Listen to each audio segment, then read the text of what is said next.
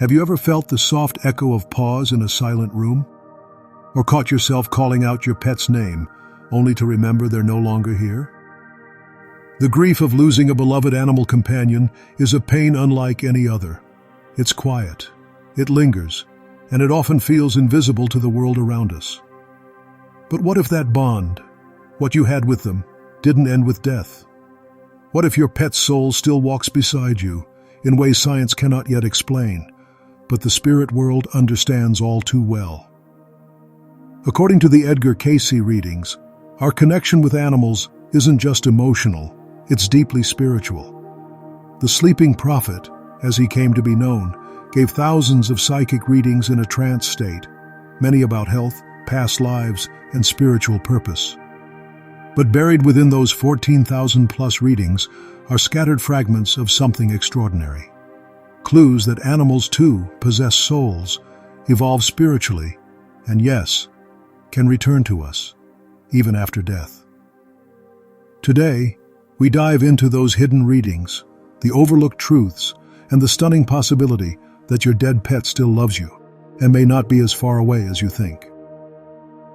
Before we begin, consider subscribing to House of Spirik, exploring the mystical, the metaphysical, and the forgotten teachings of Edgar Cayce. If you've ever wondered what happens to the soul after death, whether human or animal, this is a journey you won't want to miss. Edgar Cayce did not speak often about animals, but when he did, his words carried astonishing weight. In reading 364-10, when discussing the souls of early humans and pre-human entities, Cayce made a striking point. Animals have a consciousness, though not a soul in the same sense as man, yet they may evolve. This phrase is key. It suggests that animals exist on a path of soul development. In reading 262-75, Cayce adds to this when addressing humanity's relationship with creation. All of creation, yes, the bird, the beast, the animal, is a part of the universal plan, and each has a purpose.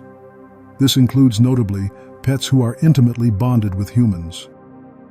If everything in creation has purpose, and evolution is spiritual as well as physical, then the death of a pet is not the extinguishing of its being. It is merely a transition, an evolution of consciousness into another plane. In the book, Edgar Cayce on Reincarnation and Family Karma by Kevin J. Tedeschi, Cayce's view on reincarnation is expanded to include non-human souls that evolve alongside human souls. Tedeschi writes, while animals do not reincarnate in the human sense, Cayce hinted that some may evolve upward, especially those with strong bonds to humans. This aligns with countless stories from grieving pet owners who've dreamt vividly of their departed animals, heard their footsteps, or even witnessed a new pet show identical habits to one who passed. These are not mere coincidences. As we'll soon explore, the Cayce readings suggest these are soul echoes, a kind of psychic residue or even a reincarnated essence returning to comfort us. In the quiet spaces where grief settles, many people begin to sense things they cannot explain. A familiar bark in the distance, the pressure of paws jumping onto a bed, or the unmistakable sound of claws on a hardwood floor. These moments are often dismissed as imagination, but for those attuned to the spiritual, they are signs, gentle reminders that love does not die, it simply changes form. Edgar Cayce believed that the spiritual world interpenetrates the physical more intimately than we realize. In reading 5753-1, he described how spirit is the life, mind is the builder, and the physical is the result. This trinity applies not only to humans, but to all of creation. A pet that shares your life becomes imprinted in your energy field, and their spiritual essence in turn carries the signature of your love. When they pass, that bond does not vanish. It reverberates across the veil, seeking you still. Some of Cayce's most profound insights came not through direct statements, but through the implications within his worldview. For example, Cayce often spoke of the Akashic records, the great etheric ledger where every soul's journey is written, not just for humans, but for all sentient life. If our pets are part of our karmic journey, and many are, then they too are written into these records. Their purpose, their lessons, their love for us, all are part of a larger soul story. In reading 262-86, Cayce responded to a question about spiritual companionship and said, "Those who walk with you through joy or sorrow are not chosen by accident." While this was meant for human relationships, the emotional and spiritual intimacy shared with animals, especially over many years, falls under the same spiritual law. Our pets walk with us through joy and sorrow. They comfort, protect, and intuit our emotions more keenly than most people ever do. So when they die, something of that companionship seeks continuation. Whether it's a dream visit or the appearance of a new animal with strikingly similar traits, these are not just patterns of grief. According to Cayce's worldview, they are echoes of soul contracts playing out across incarnations, and for certain souls, human or animal, that contract doesn't end at death. In A Seer Out of Season, the author recounts stories of people whose pets returned in unexpected ways. One woman reported adopting a rescue dog who instantly responded to her late dog's name, slept in the same spot, and knew commands he had never been taught. These personal testimonies were not uncommon in the Cayce circle, and while Cayce never gave a direct reading on pet reincarnation, his larger cosmology makes room for such possibilities. If animals are evolving spiritually, and if love is the highest force guiding evolution, then why wouldn't a beloved pet choose to return, to continue their journey with the human they love most? Cayce's teachings often emphasize that like attracts like in the spiritual realms. In reading 2533 chapter 8, he stated that spirit seeks its own level, meaning that souls, whether embodied or disembodied, are drawn toward those of similar vibration. This has profound implications when we think of the love shared between a human and their pet. That connection, so pure, so unconditional, forms a kind of energetic magnetism that does not end at death. Instead, it may become a beacon, drawing the departed animal's spirit back toward the person they loved. And sometimes, it doesn't take the form of a reincarnation. It could be a continued spiritual presence. Cayce explained in 5756-13 that entities may be closer in the spirit than in the flesh, and that love, once established, becomes a link between dimensions. This explains why many people feel their pet is still around. They may sense warmth in a specific corner of the house, hear a collar jingle that is no longer there, or dream of being licked on the face by a familiar tongue. Cayce would likely say, "Pay attention. These are not delusions. They are part of the soul's memory reaching across the ether." In There Is a River, the foundational biography by Thomas Segru, Cayce's own family pets are briefly mentioned, not as subjects of readings, but as companions deeply integrated into the emotional life of the Cayce household. Their presence in the story is subtle, yet it affirms that Cayce didn't view animals as lesser beings. Rather, they were fellow travelers, spirits clothed in fur, sent to comfort, protect, and even teach. Cayce also pointed out that nothing is by chance when a soul enters one's life. This concept does not exclude animals. Have you ever had a pet arrive in your life at just the right moment, when grief was heavy or joy needed company? According to Cayce's view, such timing is not random. It is orchestrated on the level of soul agreements. In other words, that dog who walked into your life just after a loved one died may have come as part of a spiritual arrangement to help you carry the weight. And if that is true, then the opposite is also possible. A pet may return after death to continue the work they began. Whether by reincarnating in a new body or remaining as a spiritual presence, their task is not finished simply because their body is gone. Many Cayce-inspired healers and intuitives today believe that some pets function as soul guardians, remaining nearby until their human has healed or the karmic lesson has been learned. In this light, your pet's death is not the end of the love story. It is only a change of chapter. And the moments when you feel them near, when their memory floods your heart with warmth or tears, are not random.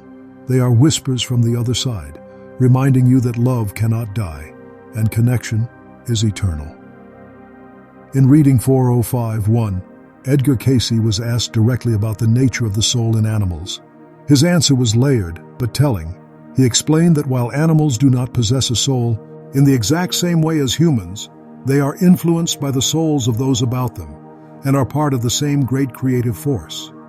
This influence, he said, can be so strong that animals often take on traits, moods, and emotional bonds based on the humans they live with. In essence, they are energetically entangled with us, forming a kind of soul echo that continues even after death. This is particularly important when we think about pets who pass during traumatic events, illness, accidents, or separation. Many pet owners carry a heavy burden of guilt. They wonder, did my pet suffer? Did they feel abandoned? But Cayce's perspective offers solace. In 137-7, he clarified that the soul is not held to the body in pain, and that consciousness may begin detaching before physical death. For animals, whose emotional and spiritual essence is more instinctive than analytical, this release might even be gentler than it is for humans. So when you're haunted by the image of your dog's final moments or your cat slipping away on a vet's table, Cayce would likely urge you to reconsider that picture. He would remind you that the real essence of your pet, the part that loved you and waited by the door each evening, had already begun its journey home. What about pets returning physically? There is no single reading where Cayce explicitly says your dog will come back as another dog, but through his views on reincarnation, we can extrapolate. In reading 5249 Tower 1, he said, "The soul may choose its experience again in flesh, in a form suited to its purpose." While this was directed at humans, the principle is universal. If an animal's soul has grown deeply bonded with a particular human, it's conceivable that it would choose to return again, possibly in a similar form, to continue that soul's companionship and learning. Anecdotal evidence, both from Cayce followers and beyond, is full of stories where a new pet behaves exactly like one who passed away. Same habits, same favorite spots, same way of tilting its head or curling up beside a certain person.